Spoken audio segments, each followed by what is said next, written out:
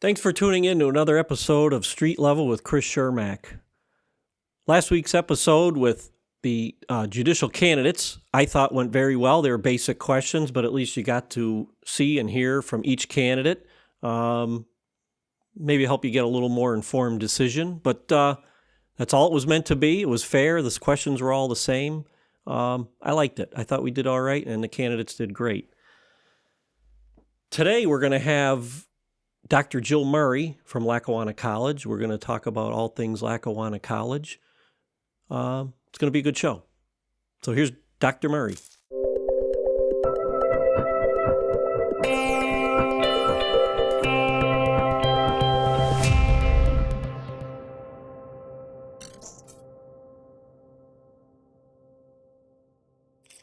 All right, so Dr. Jill Murray, Lackawanna College. Commissioner, how are you? I'm good today. I'm good, thank you. Wonderful. I'm good. It's great to have you here. I'm happy to finally get you in and do this. So. I'm thrilled to be here. I'm very excited. Well, it's all good stuff. I've watched every episode. It's terrific, and Thanks. Each one keeps getting better. It's great. Well, that's a good thing. Yeah. I'm certainly learning as I go, but I'm happy I started to do this, and it's been a lot of fun for me, and it's good for me to do this. But today it's all Lackawanna College. Very excited. So tell us about yourself, first of all. Wow. Well, my path has been very strange and twisty. I am born and raised in Scranton. I'm a product of the Scranton School District, Scranton Public Schools. Yay. Mm-hmm. Proud product of public school. Very much an advocate for public school and for the district in its turnaround. I'm very excited about what's happening or trying to happen in the district. I went to the University of Scranton. I always wanted to be a surgeon. My mom was a nurse, my dad a chemist. I missed the science gene though. And so when I got there and I saw surgery and I passed out a couple of times, I went to the liberal arts. I was a philosophy major. That was that? Okay, right. Well. Which was great. I loved it. And then I went to upstate New York for grad school, got my master's, and then like all good philosophy majors, I went to work for UPS. And I was a UPS driver for several years. Went into management at UPS. I loved it. It really was great. But it was a lot. I mean, it's a 24/7. Yeah. It's a 24/7 organization, as great as it is. And then made the jump to healthcare. I went to Cigna Healthcare, and I was a multi-site director, manager, operations manager there. Enjoyed my time, and then went to Marywood as a director of the Institute for Health and Wellness, and I met my future boss there. I taught him in the doctoral program at Marywood. Mark Volk was my student, and at the end of the class, he said, "Hey, I need an academic vice president. Are you interested?" I said, "Me?" He said, "Yeah." So I went over there, I interviewed, and I've been there since 2008, both in the capacity of the academic vice president, then as the executive vice president, chief innovation officer, and now, luckily, as the president. Now, and excuse me for not knowing this, but are you the first female president? I am the first. I thought so, but I wasn't sure about that. First woman president, right. And I'm, so proud to kind of ride the coattails of Ray Angeli, then Mark Volk. Well, that's great. No, it's an honor. That's great. It's an Absolutely. Honor. Absolutely. Well, that's very interesting. I wanted to start with the history of the college. Mm-hmm. I mean, it's been here a long time. 1894. Yep. It started as Scranton Business College, and it really was the college that really served the banking industry. Right. And as well, we served, the ability of the Breaker Boys to get some business background and business degrees out of the breakers and into the banks. And that business college was very, very successful. And we have, in fact, the granddaughter of our founder, Mr. Seeley, is on our board. So we have a little family tradition there. It's a great place. And then in about 1954, it became Lackawanna Junior College, which is the private equivalent to a community college. Right. So there's community colleges, and then there were junior colleges, and that's the private equivalent of community college. And we stayed that way until the 90s, when we changed our name to Lackawanna College, and we both offered associate's degrees and now bachelor's degrees. Why doesn't it seem that long ago to me? It doesn't, right? No, it doesn't. I mean, it was a junior college when I was in high school. Yeah. I won't say how long ago that was. But, Yeah. that was a while ago, but it does. It just goes by like that. It just seems so quick. Well, I will say I graduated in high school in 1981, so... Well, I'm not that far behind. That was 85. about 10 years ago, maybe? Feels that way. God, I don't know where it goes. But, and now, I mean, you've grown to multiple satellite offices, and I mean, the fields that you're into now, I don't want to jump ahead here, but how many satellite offices are we up to now? About 7. So we have Scranton, the Scranton main campus. Then we have Hazleton, Towanda, now Tunkhannock. We're moving from New Milford, Pennsylvania to Tunkhannock. That's where our School of Petroleum and Natural Gas is. We have Sunbury, and then we have our environmental center in Covington Township. Okay, right. Now, is that the newest one? The newest one is Tunkhannock. Tunkhannock. So with the issues with natural gas, how will that affect what's going on with that? I mean, you still need those folks, but It's still a thriving industry. I think people don't understand that there's a lot happening with that industry. It's not just the drilling component. yeah, There's upstream and downstream portions of that business, so distribution, transportation, logistics. yeah, And we crafted the School of Petroleum and Natural Gas to not be dependent on drilling. So our students come out and they're, trained for both technician work as well as mid-level management. And they're all coming out making 6 figures, $100,000 a year, usually a truck and a computer. And it's incredible for a 2-year education. maybe I should look into that. Yeah, let's go. Come on, I'll sign you up. Sometimes that might be just a little easier to learn, but we'll see. No, you're To doing keep good my stuff where options you are. open. Keep doing it. Keep doing what you're doing. I know I have on here like core curriculum and the degrees that you offer, and so talk a little bit about that. So what, anybody that, I mean, everybody knows about Lackawanna College, but anybody will pretend they don't. Sure. But we'll talk about the basic stuff. Yeah. And then we'll go work our way up from there. So in our traditional degrees, our associate's or bachelor's degrees, our core curriculum is pretty standard. And it's built that way by design because we still have students that want to transfer to other institutions after they finish their associate's degree. So we want to make sure that those classes transfer in their entirety, that entire curriculum goes lock, stock, and barrel to wherever they go.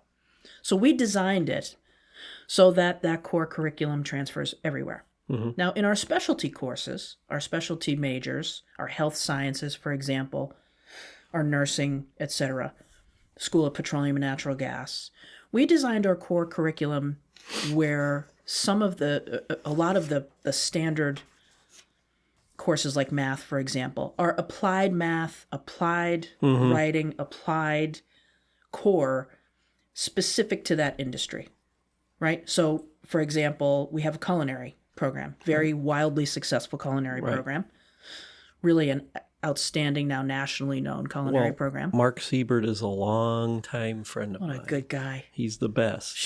He's just the best. He's the best. There's no doubt, and he is excellent. He's excellent. And what he gets out of those kids is just the kids love him. Yep. And so we don't have calculus for culinary students. We have culinary math. Right. Things that apply to them, that they understand the conversions and, how to make recipes that you can make for 100 people, 1,000 people, or 10 people. So, those applied core concepts are what we do in our specialty degrees. So if that makes sense. Well, it does make sense because it costs a lot of money to go to school. Yeah. And when you're taking classes just because you have to, and it doesn't have anything to do with where you're headed in life. Right. That's a help. It's expensive to explore. Yeah. And, students are better consumers now than they ever were. Families, they have to be. Yep. And so we have to provide, the value proposition has to be there for a student and for a family. In particular, when you have, students that are coming in for some of these 2-year specialty degrees, you're in and out in 2 years. those students in the culinary world are making 50 plus. Students that are ultrasound technician are making 50 plus. Nurses are making 60 plus. Surge techs are making close to $60,000 a year. This is a 2-year degree, so we have to make sure that they have those concepts ready to go. So when they come out, they're workforce ready. Right. So back to the culinary. So you opened the new. It's a 409. 409 on Adams. Yeah. So, which I unfortunately haven't been able to get there yet, but I want to. And now, is it up and running now? Like, how do you? Are we good to go for that? Yeah, So the couple things happened. Last year was the first year we actually opened to the public. Right. So we didn't open every day. It was not a 7-day-a-week, 5-day-a-week operation. It was usually 2 to 3 days during the week in the semester. And we would pop up for 3 or 4 weeks, shut down, do the next level concepts, pop up again for 2 or 3 weeks, shut it down. So we created kind of an in-demand opportunity for students. The food is spectacular. Yep. I mean, what Chef Siebert and Chef McNally, Chef Decker, Chef Markovich do it's remarkable. These kids come in with almost no background other than they like to eat or they like to bake but they're creating 5-star restaurant quality food. This year we felt very strongly that we did not want to compete with a struggling restaurant industry. Right. And so we created this Rally for Restaurants concept where we had to buy food anyway for our students because they still needed to cook to create the concept. So we created a process where a struggling restaurant or a restaurant that needed some help would come in with their executive chef, teach our kids the menu through Chef Siebert, Chef Mark, and all of the proceeds from that dinner that night go back to that restaurant.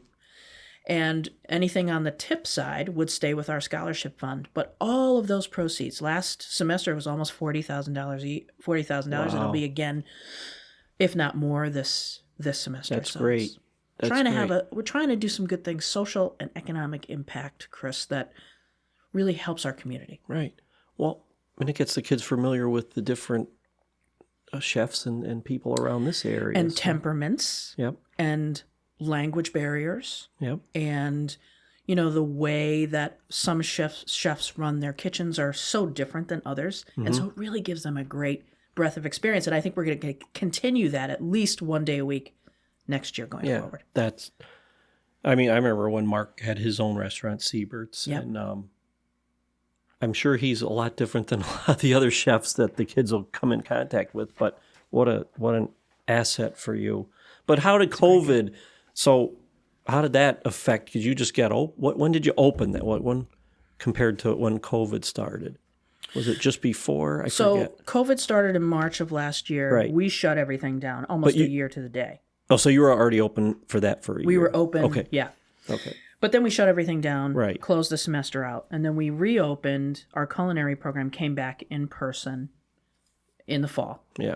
Our specialty programs came back, our health sciences, because they're essential careers, right? Yep. So we opened the restaurant then with this Rally for Restaurants concept in late fall. Okay. And then we're going to continue that all throughout. Now, so with COVID, I know with remote learning, how did you start with that? When that first, back when we got shut down, how did you guys handle that? We were really lucky. We started our online education path in 2009. So we were early adopters to having online education. Now, we were never fully online and never intend to be fully online, but we had lots of options for classes you could take online. And that was something that the students wanted and kind of demanded, that flexibility to be able to do that. So when we went fully virtual, fully remote in March of last year, we didn't have a really difficult time because almost all of our faculty was trained in. Ready to go. So we just took that curriculum and went in a different direction. We just went online. We put everything that was supposed to be in class online, and it went really, really well. Good. So you really never skipped a beat. We did not. And that's what's something nice about the smaller local school because the big ones were crippled. And I was kind of shocked by that. Yeah. You know, when we were getting reached out to from several bigger schools asking how we adjusted, and then we sent our plans to lots of other places, and they were able to take some of the hybrid models that we had, some of the synchronous and asynchronous learning models, and incorporate them, including some of the school districts as well. Yeah. Well, and I just know, my kids and my daughter still goes to Lackawanna Trail. So we have a little school district. I live in Dalton. But that little school district they were already doing that with Google. They all had their laptops. Sure. And they were doing it. Yeah. When COVID hit.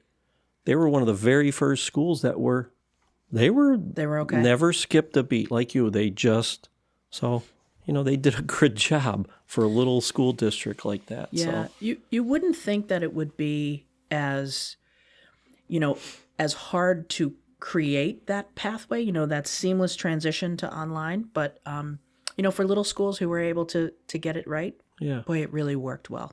It really did. Well, and we're all getting good at it now. Whether we want to or not. I'm an expert at Zoom. I didn't even know what it was last March. No, but I don't think anybody knew what Zoom was last year at this time. Right? Any other associate or bachelor degree programs you'd like to bring up and talk about, or the certificate program, stuff like that? Yeah, we have a lot of. There's so many. I mean, I know we could do an hour just on what you offer. But our specialty programs, our healthcare programs are amazing. But I don't think people realize what they can do at Lackawanna College.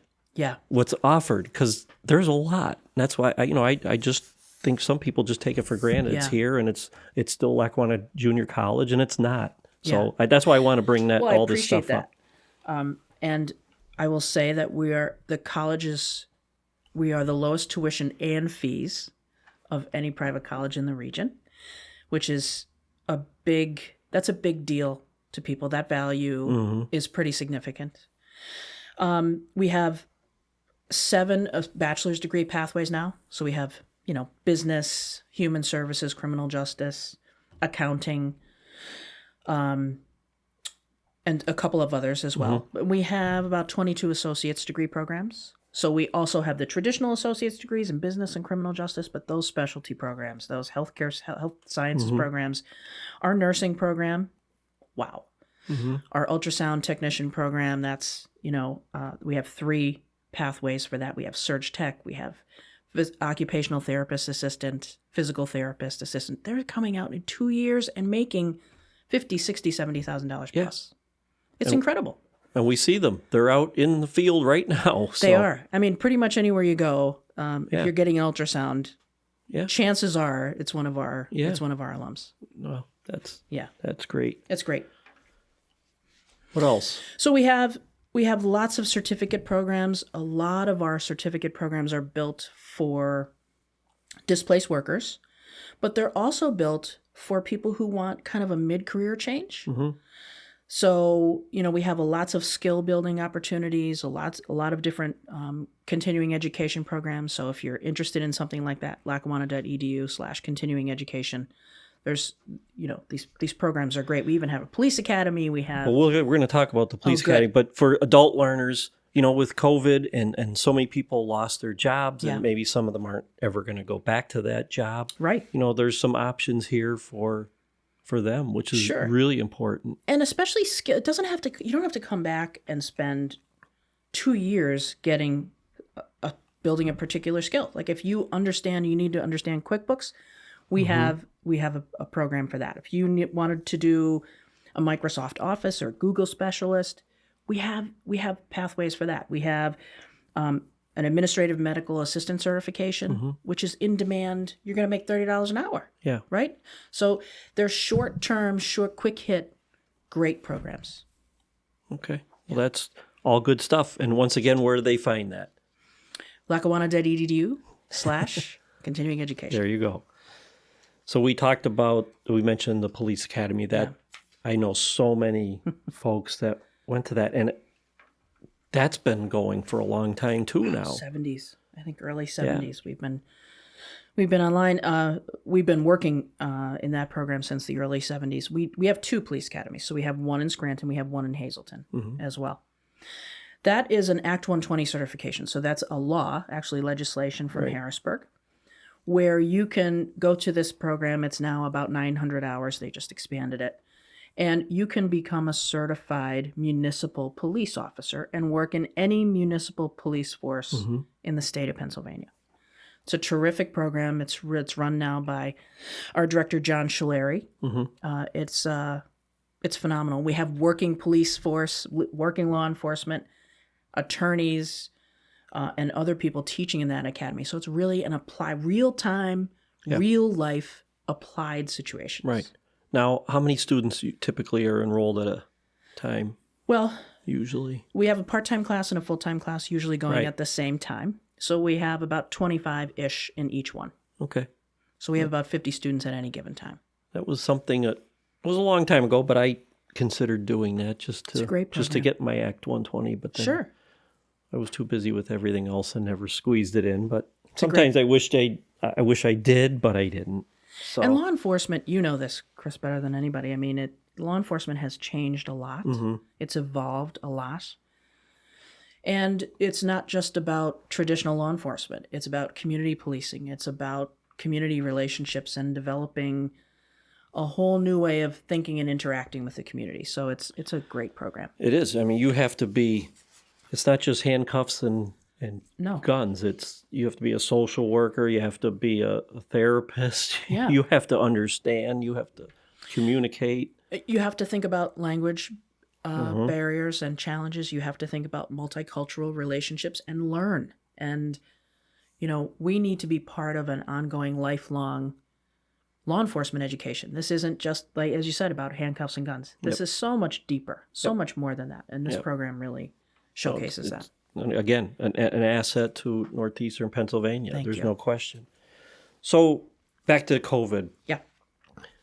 You got through it. You had your remote stuff set up. How moving forward now? I know we're going to be, hopefully, looks like we're going to be coming out of this. So what's going to stay? What's not going to stay? What's going to be different that would have been like from a couple years ago? What's going to be different moving forward?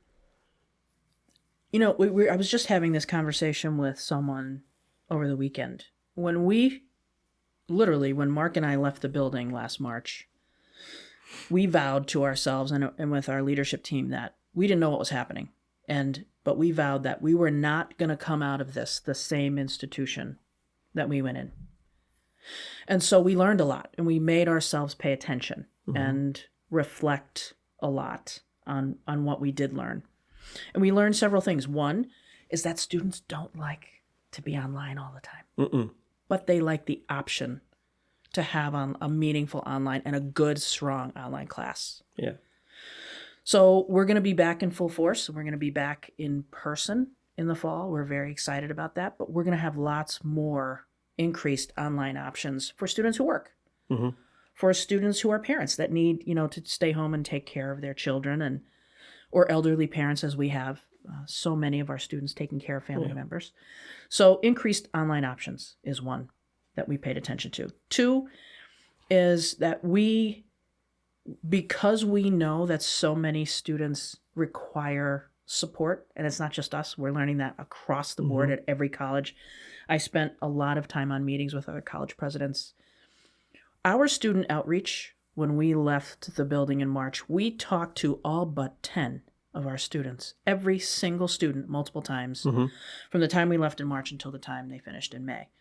We're going to continue that practice. We have a mechanism set up, and we are continuing that practice of real meaningful outreach. And it's not just about, did you go to class? It's about, are you okay? How are things with your family? So many of our students and families had someone who was sick or died as a result of COVID, and they just need somebody to say hi and are you all right? Yeah.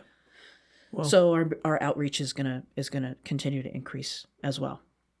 We learned a lot of what we were efficient in and what we weren't. Yeah. We learned a lot about the reliance on our staff and our faculty. I mean, we always thought they were great, They're remarkable people, and they believe in these kids and the mission and what we're doing. And so we increased our communication. We upped our communication significantly. I'm talking to our staff at least once a week. Mm-hmm.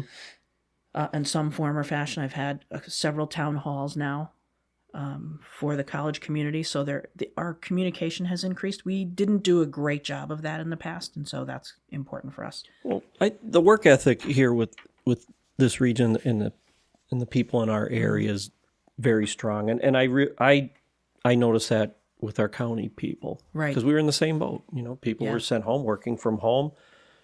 We're trying to get equipment to their, that we didn't even own yet, and so we had to get out and get that stuff and get them to the people and teach them how to use it and how to do Zoom and work from home. So, but they stepped up and they did a good job. And now I'm wondering, we probably don't need that big old building anymore. So, well, that's a part of it too. I think we learned a lot about what offices can effectively work from home and what offices probably do need a more personal touch and be able to be in person. So we're not tied to having every single person come back full time.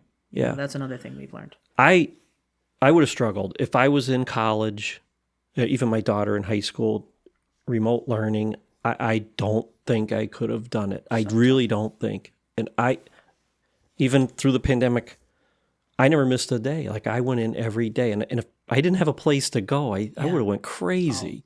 I was always hands-on, and I worked at our car dealership all my life, and to sit home and stare at a computer screen, I would have lost my mind. But, I was able to go around the building and see people and, and function that way. But, yeah, I don't know. That'd be tough for me. But there's going to be a lot of students and a lot of folks that are going to be afraid for a while. They're not going to want to come back. Right.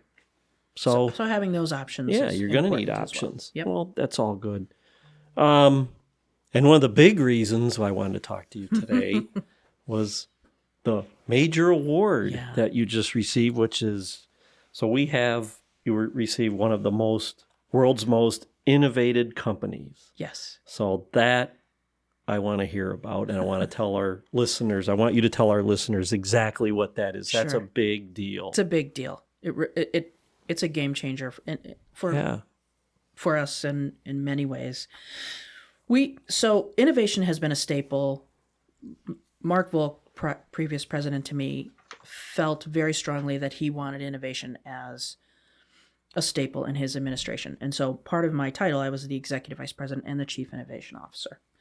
So we looked for ways to be innovative, whether that was a service, a product, a process. And we did a lot of innovative things. And one of the things that we did that was innovative was to think about programs that can have a social and economic impact. Our community is ravaged with poverty in many sectors, in particular these public school districts. And so we tried to put together some ideas about what we were going to do to help. So we created this program called Level Up. And Level Up is kind of like dual enrollment squared. So if you're familiar with dual enrollment, that means you can take college courses while you're in high school. And usually students take one class, two classes, whatever. But as the cost of education got so higher education got so astronomical, we put together clusters of programs. So you can come in and say, take 12 credits or 24 credits in a particular discipline and explore for the bargain basement price of $100 a credit. And if you were a student for whom $100 a credit is still very expensive and out of reach, we were able to convince a foundation, the Sordoni Foundation, who gave us $500,000 for scholarships for students that could not afford to do that. And so you have these clusters of classes, but for some students who are very ambitious and for high achieving students, you could actually get an associate's degree while you're in high school for the total price of $6,200, which is outrageous, right? Yeah. So our first year last year, we had 9 graduates of that program. We have 16 graduates. 9 finished their associate's degree while they're in high school. Those students, 9 students, saved over $450,000 in college tuition. That's a lot of money. This year, we're going to have 31 students either with those clusters of credits that transfer or with their associate's degree while they're in high school, over $1.5 million in college tuition saved. Now, where are these kids from? Are they just Scranton School District? No, Are they're they all over. There are 23 school districts now participating. Okay. Our largest participators are Abington Heights, Riverside, and Old Forge. Okay. Scranton is coming along, which is wonderful, both West and Scranton High School. And these kids are going everywhere. Some of them are staying with us. Mm-hmm. Some of them are going to the university, some Marywood, some Keystone. We also have students that are going to Villanova. We have a kid that's going to Pepperdine. Mm-hmm. We have another kid that's going to Pitt. Another kid that's going to American University. So they're going everywhere. And all of these credits are transferring. So when Fast Company, when the opportunity to apply for this award came up, we really focused on the idea of social and economic impact. I keep coming back to these two words. Right. And it wasn't just about the college tuition savings. We get to teach students how to navigate the higher ed system. We get to teach students about outreach and about how to ask for help, how to navigate financial aid, how to navigate advising in the business office, because it's so different than high school. Right. Yeah. And it really does change their life. When a kid who is graduating this year came up to me and is going to a local college, going to save $52,000 next year, cried, right? And father said, I can't thank you enough. Like, this is going to change this kid's life and our family's life as well. So that program won the award for one of the world's most innovative companies on the corporate social responsibility list. Well, congratulations. Thank you. And that is just phenomenal for our region. And, my first guest on my very first podcast was Bob Durkin. Mm-hmm. And I did that intentionally. Not only were friends, but when I first decided I thought I was crazy enough to run for county commissioner, he was one of the very first people I sat with. And the first question I said was, how do the commissioners interact with the chamber, and what kind of relationship do you have, and how do you work together? And he said, we don't. Right. So yeah. But I kind of knew that, but I wanted to hear it. And one of my things was to change that, which I felt we definitely were off to that, and we did it. Oh my goodness. We did it. And the pandemic hit, but we're getting through that. But what we talked about is I don't want the kids to have to go to school here and leave. We want them to stay. Right. And with everything that we're trying to do as the county, the chamber, with the businesses that are coming in, what you're doing with your school, I mean, it's just with the medical college here. I mean, it's just this Scranton is going to boom. I know it is. I couldn't agree more. And, I just wrote a piece last weekend for the paper and said, we have to stop having this inferiority complex here. Yeah. Just because a student or a kid or a family member wants to stay and go to college here and have a career here, raise a family, that's not a default option, right? No. We're a city. Like, we should be proud of all of the things that we're doing, the companies that are here, the innovation that is here, the services. I think about St. Joseph Center and Sister Mary Alice and all the work, the amazing work that she's doing. I think about all the other companies that are regional, not just in Scranton, but, you cross the 38th parallel to Wilkes-Barre. There's some good stuff happening in Wilkes-Barre too. Yeah. We should be celebrating that and thinking about how we can keep more students here, because it is a great place to be. We have to be advocates for the city, not say, get out while you can. One of my favorite things to do, especially now that the weather's starting to get better again, is if at lunchtime or something, I'm in my office, but I like to go outside and walk around the city. Yeah. Now, if I lived in Philadelphia, New York, or any other city, I walk around town. I walk around Courthouse Square. I see everybody I know. Right. And I say hello to. That doesn't happen everywhere. No. And with the new apartment buildings that are being built, It's great.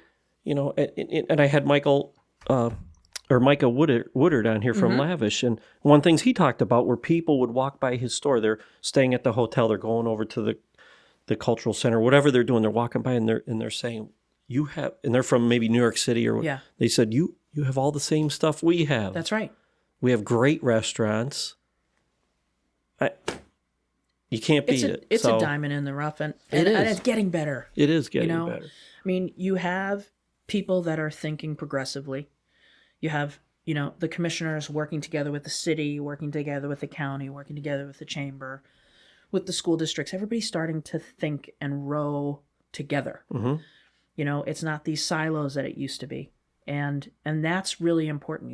Your budget group, the tax group that the mayor has now, trying to really reimagine and put together something that will attract people to want to live here and be able to afford to live here and think through why it's important. Right. Those are the things that was never done. I don't remember. I'm a lifelong resident, with the exception of a few years that moved away. I don't remember that happening. Do you? No, I definitely don't. And that's what got me into this world that I wanted to be a commissioner. I couldn't take it anymore. I said, I had three choices. I could move away. I could just accept it the way it is, or I could do something. Right. So I tried to do something. We had a little speed bump called COVID-19, but we're getting through that, and we're okay. We're going to keep this going. We're going to be okay. And I think we're going to see some good things. I said the city's going to prosper. I think so, too. I was just in Lavish yesterday at the new place. It is off the charts. Off the charts. We're fortunate to have Micah on our board. Yep. And he is, he's just a forward-thinking guy. Yes, he and his wife and his family, they're very creative people, but they're great business people. They believe in the city, and they're doing some amazing things. That place is, wow. That whole Charlie Jefferson it's beautiful. building is just beautiful. Incredible. The apartments are great. So we have nowhere to go but up. I think so. And I see it happening. I think so. And there's lots that still needs to be done. Yep.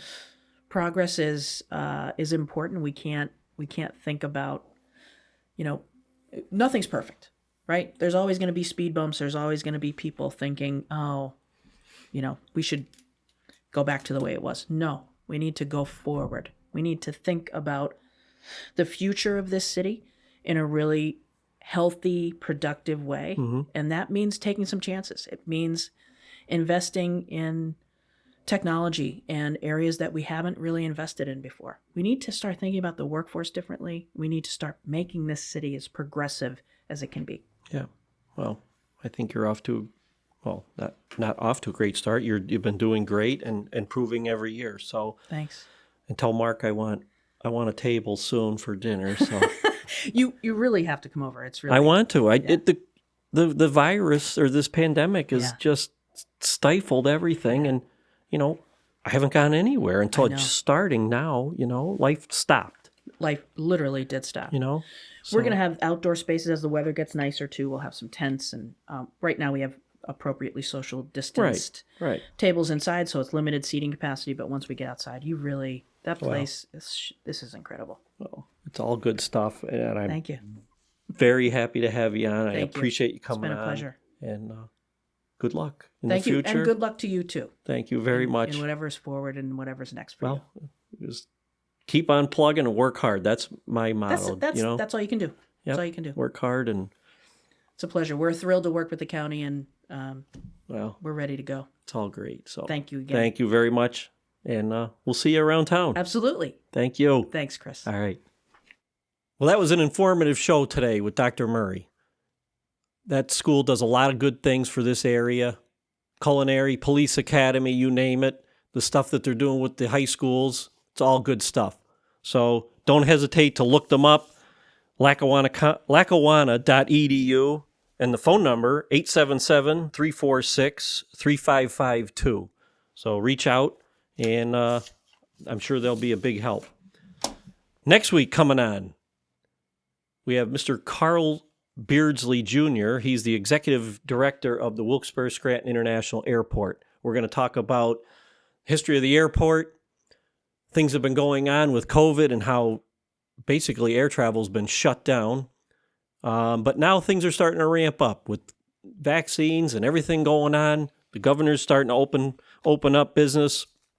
I think you're going to see a a lot of travel and a lot of good things to talk about. And it's something that I'm very interested in. I've been a private pilot, probably since 1988, I think. So it's going to be interesting stuff. I'm looking forward to it. Don't forget, this stuff is all paid for by friends of Chris Chermak. If you like this episode or any of the other episodes and you'd like to donate, I'm always happy to take some money. So look us up, give us a call, send us a message.